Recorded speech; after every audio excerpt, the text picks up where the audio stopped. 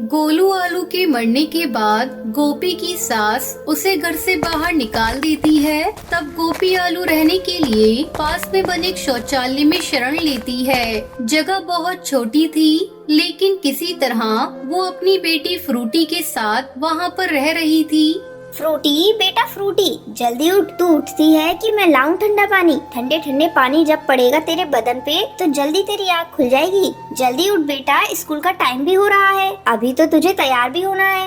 क्या माँ, सोने दो ना अभी थोड़ी देर, बहुत जल्दी उठा दे रही हो। अरे बेटा जल्दी कहाँ है, सुबह के 8 बज गए। माँ मैं इतना अच्छा सपना देख रही थी, तुमने मेरे सपने को तोड़ दिया। चल उठ सपने की बच्ची, बहुत सपना देख रही है, इतनी बड़ी हो गई है लेकिन अकल तुझे बिल्कुल भी नहीं। चल अब उठ बेटा, बाकी के सपने कल देख लेना। अच्छा माँ, भाषण देना बंद करो, मैं जा रही हूँ तैयार होने, ठीक है? तैयार होकर आजा, मैं तेरा लंच पैक कर रही हूँ। गोपी माँ जल्दी जल्दी खाना बनाकर फ्रूटी का लंच पैक करने लगती है। अरे माँ, आज तुमने लंच में क्या बनाया है? मैंने तेरे लंच में ब्रेड और जैम रखा है। क्या माँ, जब देखो ब्रेड जैम ब्रेड जैम। मुझे ब्रेड जैम नहीं खाना। आपको ब्रेड जैम के अलावा और कुछ बनाना नहीं आता क्या? मैं आज लंच लेकर नहीं जाऊंगी, इसे आप ही खा लेना। अरे फ्रूटी, इतना गुस्सा क्यों करती है? तू खाली पेट स्कूल में कैसे रहेगी? चल ले ये 5 का नोट, जाते समय रास्ते में बिस्किट खरीद लेना। गोपी आलू के घर का रोज का किस्सा यही था।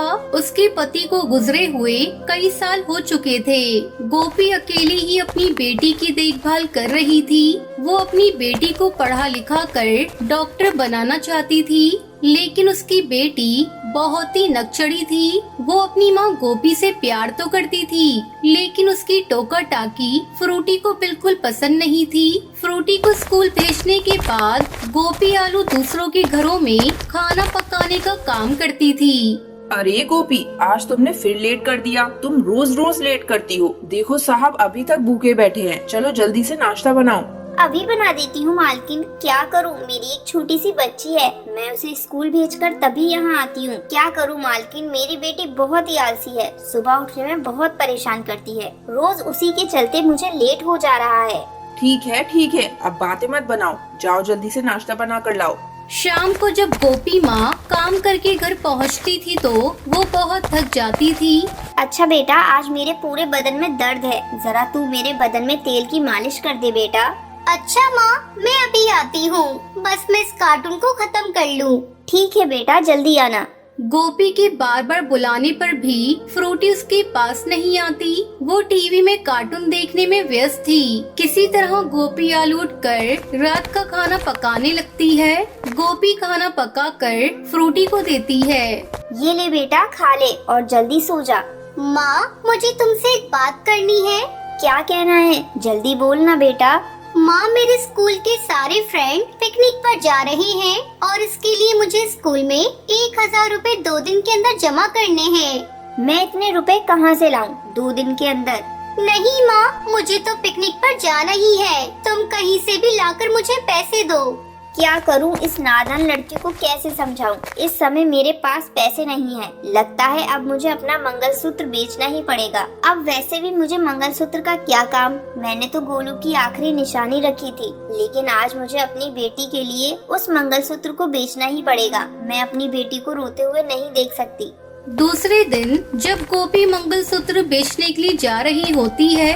माँ, तुम ये मंगलसूत्र लेकर कहाँ जा रही हो? बेटा, तेरे पिताजी तो अब रहे नहीं, इस मंगलसूत्र का क्या काम, इसे बेचकर मैं तेरे पिकनिक की फीस जमा कर दूंगी।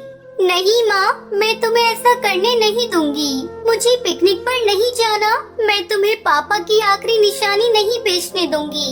इस मंगलसूत्र से पापा की बहुत सारी यादें जुड़ी है माँ, मैंने बहुत बड़ी गलती कर दी। अब मैं तुमसे किसी बात के लिए जिद नहीं करूँगी माँ, मैं कह दूंगी जाकर मुझे पिकनिक पर नहीं जाना। बेटा, तू बड़ी समझदार हो गई है, मुझे तो बहुत चिंता हो गई थी, मैं तेरी जिद को कैसे पूरा करूँगी।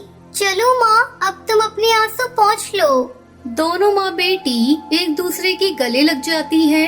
तो ये थी आज की कहानी। आज का सवाल ये है, गोपी माँ ने फ्रूटी को लंच में क्या दिया था?